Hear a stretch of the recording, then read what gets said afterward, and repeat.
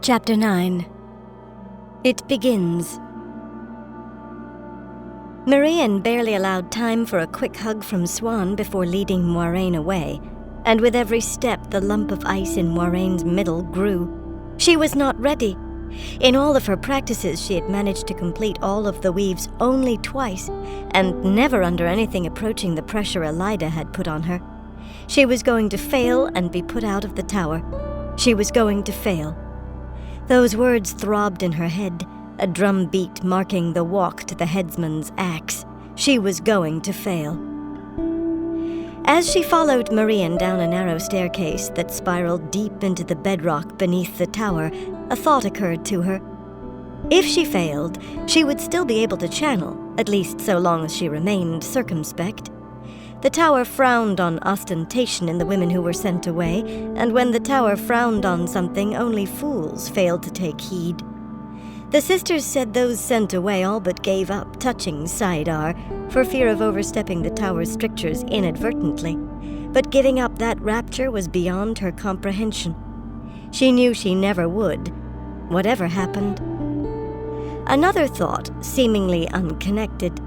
If she failed, she would still be Moiraine Damadred, scion of a powerful if disreputable house.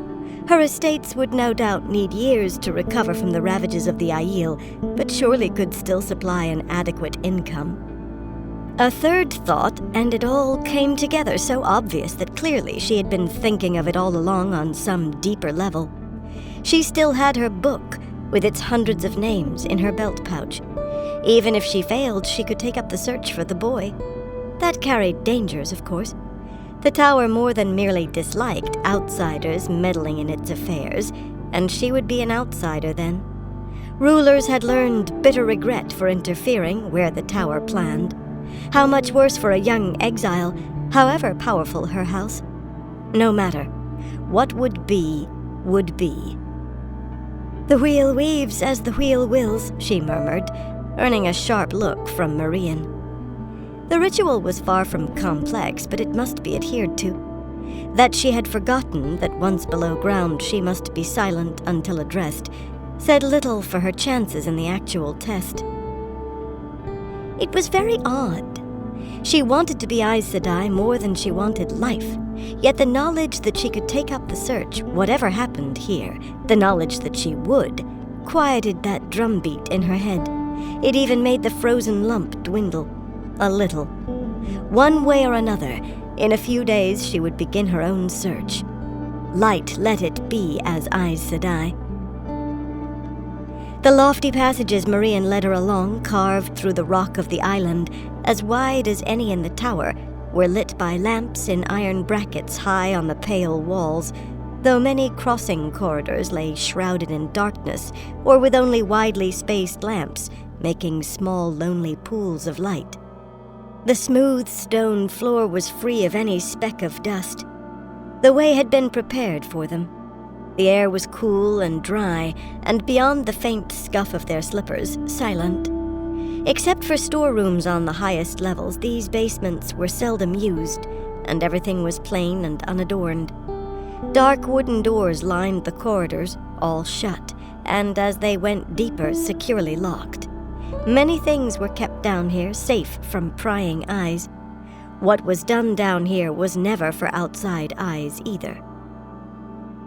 On the very lowest level, Marian stopped before paired doors larger than any they had passed, as tall and wide as fortress gates, but polished to glistening and lacking iron straps.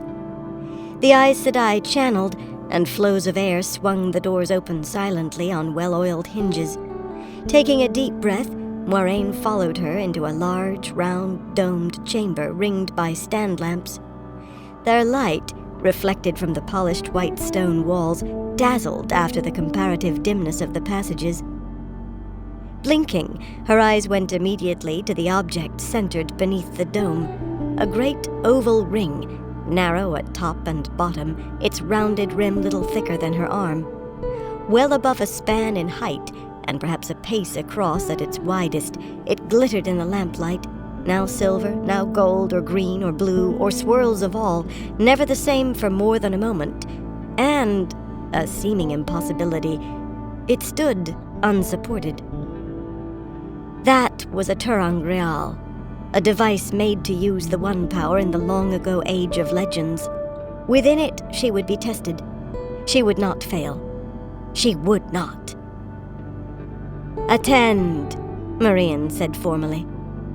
The other Aes Sedai already in the chamber, one from each Aja, came to stand in a ring around them, fringed shawls draped on their shoulders.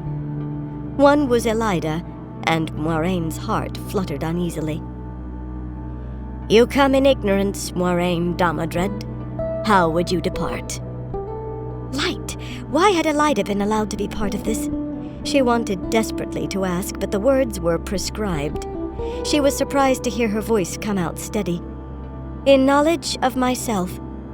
"For what reason have you been summoned here?" Marian intoned. "To be tried." Calm was all important, but though her voice sounded it, within was another matter. She could not shake Elida from her thoughts. "For what reason should you be tried?" "So that I may learn whether I am worthy." All of the sisters would try to make her fail. That was the test, after all. But Elida might try the hardest. Oh, Light, what could she do? "For what would you be found worthy?" "To wear the shawl." And with that, she began to disrobe. According to ancient custom, she must test clad in the light, symbolizing that she trusted to the light's protection alone. As she undid her belt, she suddenly remembered the small book in her pouch. If that were discovered! But to falter now was to fail. She laid belt and pouch on the floor beside her feet and reached behind her back to work at her buttons. "Therefore I will instruct you," Marian went on. "You will see this sign upon the ground." She channeled and her finger drew a 6-pointed star in the air, 2 overlapping triangles written for an instant in fire. Moiraine felt one of the sisters behind her embrace Saidar, and a weave touched the back of her head. "Remember what must be remembered," the sister murmured. It was Anaya, the blue. But this was not part of what she had been taught. What did it mean?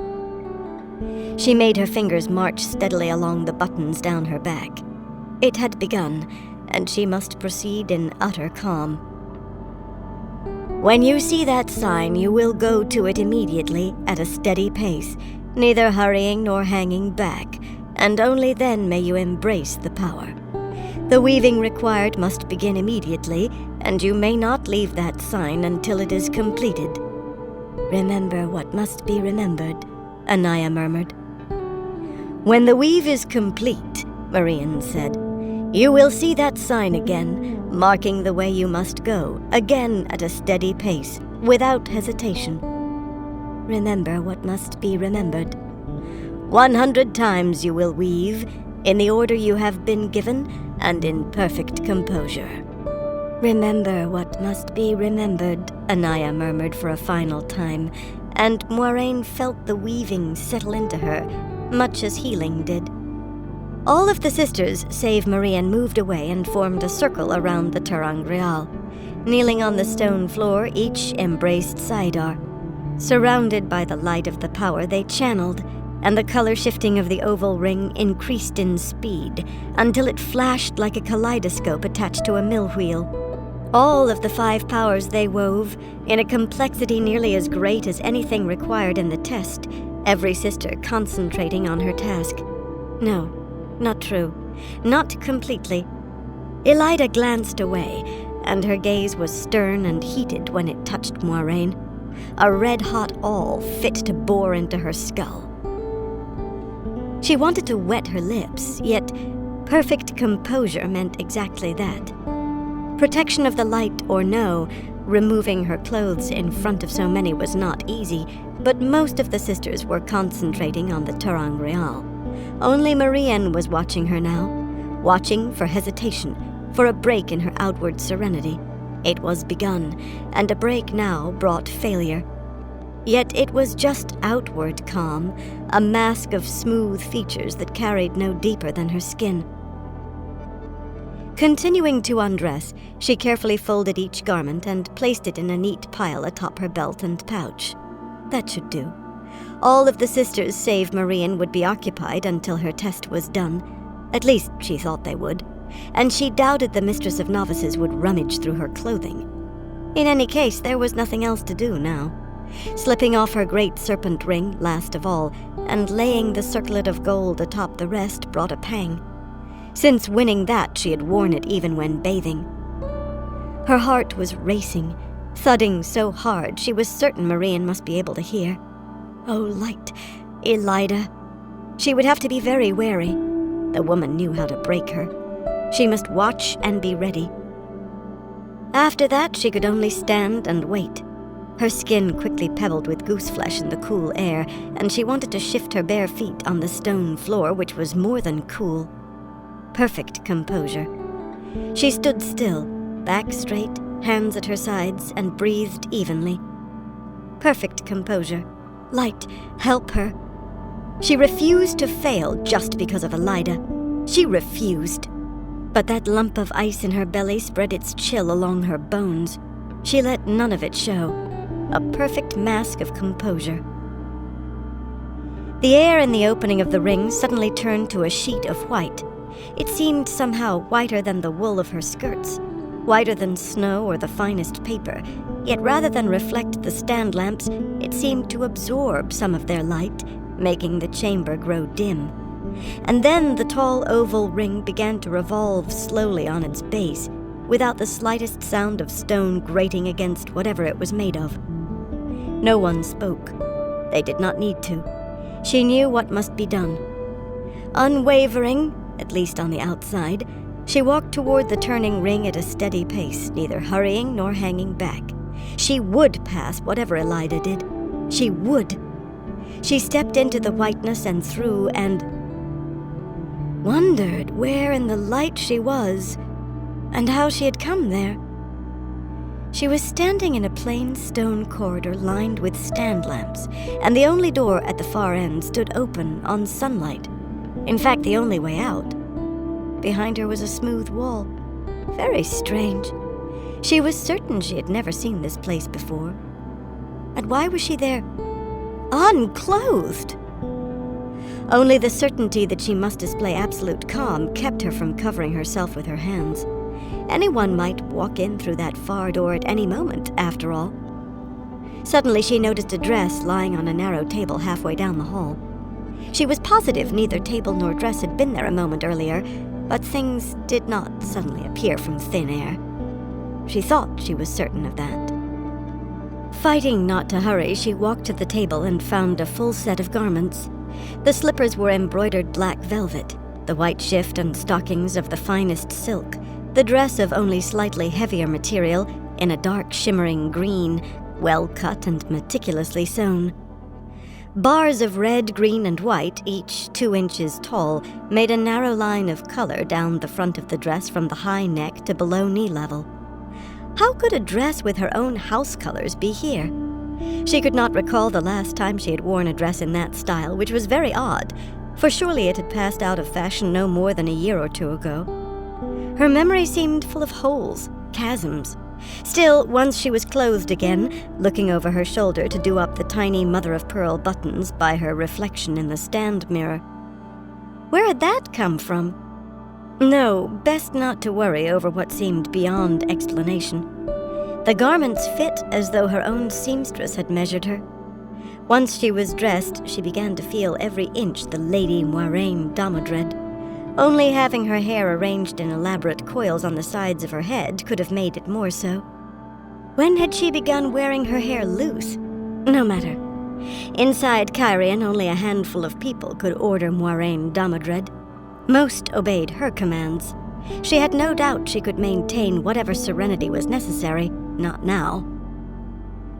The door at the end of the hallway opened onto a large, circular courtyard surrounded by tall brick arches supporting a columned walk. Gilded spires and domes suggested a palace, yet there was no one in sight. All lay silent and still beneath a clear spring sky. Spring, or a cool summer day, perhaps. She could not even remember what time of year it was. But she remembered who she was, the Lady Moiraine, who had been raised in the Sun Palace, and that was sufficient. She paused only long enough to locate the six-pointed star made of polished brass set into the paving stones in the center of the courtyard, and, gathering her skirts, stepped outside. She moved as one born in a palace, head high, unhurrying. At her second step, the dress vanished, leaving her in her shift. That was impossible. By force of will, she continued her regal walk, serene, confident. 2 more steps and her shift melted away. By the time silk stockings and lace garters went halfway to the shiny brass star, they seemed a grievous loss. That made no sense, but at least they had been some covering. A steady pace, serene and confident. 3 men strolled out from one of the brick arches, bulky, unshaven fellows in rough-woven coats, the sort who wasted their days drinking in taverns or the common rooms of inns. Certainly not men who would be allowed to wander inside a palace. Color touched her cheeks even before they noticed her and began leering. Ogling her! Anger flashed in her and she suppressed it. Serenity, a steady movement, neither hurrying nor hanging back. It had to be so. She did not know why, only that it must be. One of the men raked his fingers through his greasy hair as though to straighten it, making a greater mess in the process. Another straightened his ragged coat. They began sauntering toward her, oily smirks twisting their faces. She had no fear of them, just the burning consciousness that these ruffians were seeing her without a stitch, without a single stitch. Yet she dared not channel until she reached the star. Utter calm and a steady pace. Deep-buried anger twitched and strained, but she held it down. Her foot touched the brass star and she wanted to gasp with relief. Instead, she turned to face the 3 louts, and embracing Saidar, channeled air in the required weave. A solid wall of air 3 paces high flashed into being around them and she tied it off. That was allowed. It rang with the sound of steel when one of them struck it. There was a 6-pointed star gleaming in the brickwork at the top of the very arch the men had come out of. She was certain it had not been there earlier, yet it certainly was now. Walking at a steady pace became difficult, passing the wall of air, and she was glad she still held the power. By the curses and shouts she could hear from inside it, the men were attempting to climb out by scrambling atop one another's shoulders. Again, she was not afraid of them, just of them seeing her naked again. Color stained her cheeks once more. It was very hard not to pick up her step, but she concentrated on that, on keeping her face smooth and unruffled, however red. Stepping through the arch, she turned, ready in case they... Light! Where was she? And why was she unclothed? Why was she holding Saidar? She released it uneasily as well as reluctantly. She knew she had completed the first weave of 100 she must make out there in that empty courtyard. She knew that much and no more, except that she must go on. Luckily, a set of garments lay on the floor just inside the arch. They were rough wool and thick, the stockings scratchy, yet they fit as though made for her, even the heavy leather shoes. Ugly things, but she put them on.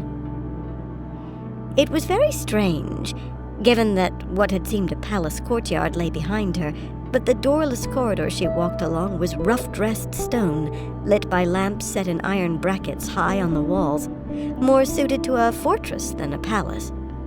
It was not entirely doorless, of course. It could not be. She had to go on, and that meant she had to go somewhere. Even odder than the corridor was what the lone doorway at the far end revealed. A tiny village lay before her, a dozen small thatch-roofed houses and ramshackle barns, apparently abandoned in a dire drought. Warped doors creaked on their hinges as the wind blew dust along the single dirt street beneath a pitiless noonday sun. The heat struck her like a hammer, drenching her in sweat before she had gone 10 paces. She was suddenly glad for the stout shoes. The ground was rocky and might well have burned her in slippers. One stone well stood in the middle of what might once have been called the village green, a patch of dry dirt with scattered tufts of desiccated grass. On the cracked green tiles that made a rim around the well, where once men and women had stood to draw water, someone had painted a six-pointed star in red paint, now faded pale and chipped. As soon as she stepped onto that star, she began to channel. Air and fire, then earth. As far as she could see lay parched fields and twisted, bare-branched trees. Nothing moved in that landscape. How had she come here? However it had happened, she wanted to be away from this dead place. Suddenly she was ensnared in black claw bushes, the dark inch-long thorns driving through her woolens, pricking her cheeks, her scalp. She did not bother with thinking it was impossible. She just wanted out. Every piercing burned, and she could feel blood trickling from some. Calm. She must display complete calm. Unable to move her head, she tried to feel for a way to pull at least a few of the tangled brown branches away, and very nearly gasped as sharp points dug into her flesh. Fresh blood dribbled down her arms. Calm. She could channel other weaves than what was required, but how to get rid of these cursed thorns? Fire was useless. The bushes looked dry as tinder, and burning them would envelop her in flames too. She continued weaving while she thought, of course. Spirit, then air. Spirit followed by earth and air together. Air, then spirit and water. Something moved on one of the branches. A small, dark shape on 8 legs. A memory drifted up from somewhere, and her breath caught in spite of herself. Keeping her face smooth strained her abilities to the utmost. The Death's Head spider came from the Aiel waste. How did she know that? Its name came from more than the gray marking on its back that resembled a human skull. One bite could sicken a strong man for days. 2 could kill him. Still weaving the useless snarl of the 5 powers, why would she want to weave such a thing? But she must. Still weaving, she swiftly divided the flows and touched the spider with a tiny but very intricate weave of fire. The thing flashed to ash so quickly it did not so much as scorch the branch. It would not take much to set the bushes alight. Before she could feel relief, however, she spotted another spider crawling toward her, and killed it with that small weave, and then another and another. Light! How many were there? Her eyes, the only part of her that could move, searched hurriedly, and almost everywhere they lit she found another death's head crawling toward her. Every one she saw she killed, but so many where her eyes could find them begged the question, how many were below her sight? Or behind her? Calm. Burning spiders as rapidly as she could locate them, she began to weave faster at that great useless lump. In several places, thin tendrils of smoke rose from blackened spots on the branches. Holding her face in a smooth, frozen mask, she wove faster and faster. Dozens more spiders died, and more tendrils of smoke rose, some thicker. Once the first flame showed, it would spread like the wind. Faster, faster. The last threads fell into place in the worthless weave, and as soon as she stopped weaving, the black claw bushes vanished. They were simply gone. The thorn pricks were not, but they hardly concerned her right then. She very much wanted to scramble out of her clothes and shake them out thoroughly, using flows of air. The spiders on the bushes had disappeared with the bushes, but what about any that might have crawled onto her dress? Or inside it? Instead, she searched for another 6-pointed star and found it carved above the door of one of the thatch-roofed houses. Once inside, she could search her clothing. Calmly. She stepped through into pitch blackness and found herself wondering where she was and how she had gotten there. Why was she dressed in a farmer's woolens? And why was she bleeding as though she had rolled in a thorn bush? She knew that she had completed 2 of the 100 weaves she must make, and nothing more. Not even where the first had been made. Nothing except that the way she must go lay through this house. She did not look back at the bleak landscape behind her. All she could see ahead was a faint patch of light across the room. Strange. She was sure the windows had been unshuttered. Perhaps that glow indicated some way out, a crack beside a door, perhaps. She could have made a light, but she must not embrace the power again yet. Darkness held no fears for her, but she walked carefully to avoid bumping into anything. Nothing impeded her, though. For nearly a quarter of an hour she walked, with the patch of light slowly growing larger, before realizing that what she saw was a doorway. A quarter of an hour? In a house she could have walked around twice in a quarter of that. A very peculiar place, this. A dream, she would have thought, had she not known it was not. It took almost as long again to reach the doorway, which opened onto a scene as strange as that long walk. A solid wall of massive stones, 5 paces high and 30 on a side, surrounded a stone-paved square, but she saw nothing beyond it. Not one building, not a tree. Nor were there any gates or doors. The one she had come out of was gone when she glanced back. A very casual glance, with her face holding its mask of calm as though it were carved.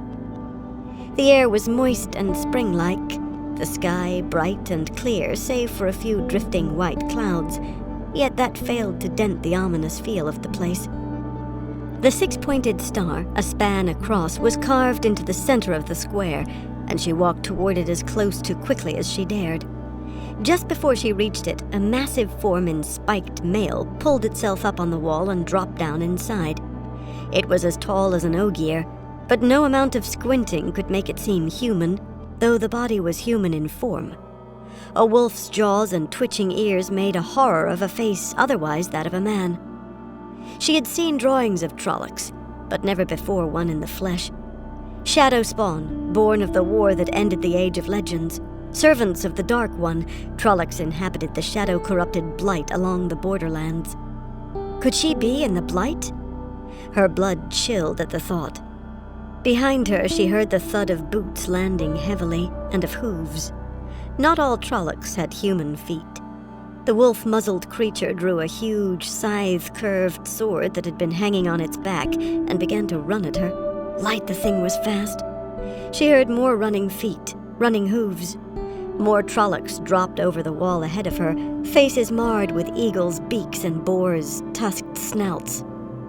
One more step and she was on the star. Straight away she embraced Sidar and began to weave, the required weave first. But as soon as the first strands of air, earth, and spirit were laid down, she divided her flows, making a second weave and a third of fire. There were a number of ways to produce balls of fire, and she chose the simplest. Throwing with both hands, she hurled them at the nearest Trollocs and spun, still weaving fire. She had to pause in the more important weave, but so long as she was quick enough... Light! There were a dozen Trollocs in the square with her, and more climbing over the walls. With both hands she threw as fast as she could weave, aiming for those closest, and where her fireballs struck they exploded, decapitating a creature with a ram's snout and horns, blowing a goat-horned Trolloc in two, ripping off legs. She felt no pity. Trollocs took human prisoners only for food.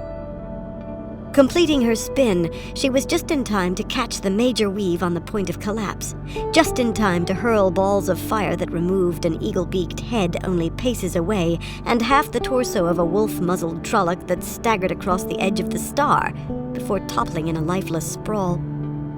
It was not going to work. There were too many Trollocs, with more crossing the walls all the while, and she could not neglect the important weave, even spinning as quickly as she could. There had to be a way. She would not fail. Somehow the thought of being killed and eaten by Trollocs never entered into it. She would not fail. That was the whole. Abruptly the way came to her, and she smiled and began to hum the quickest court dance that she knew. Perhaps the way, a chance in any case. The rapid steps took her around the rim of the star, without ever requiring her to lose sight of the weave she had to complete above all else.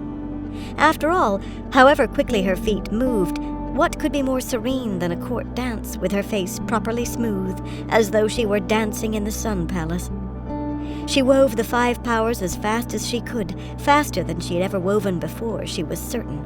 In some way the dancing helped, and the intricate weave began to take shape like the finest Mardina lace.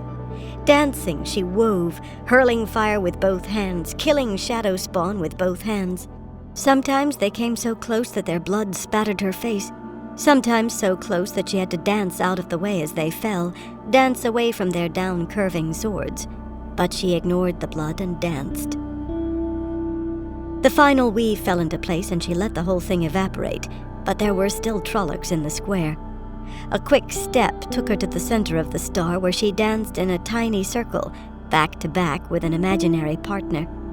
Working 3 separate weaves at once had left her exhausted, but she summoned the strength to manage 3 again. Dancing, she hurled fire and called lightning from the sky, harrowing the square with explosions. At last, nothing moved except for her, dancing. She circled 3 more times before she realized it and stopped humming. There was an archway in the wall now, a shadowed opening with the star carved above it. Her heart turned to ice, an archway that led out to where the Trollocs had come from, into the Blight. Only madmen entered the Blight willingly. Gathering her rough skirts, she made herself cross that charnel square toward the gate. It was the way she had to go.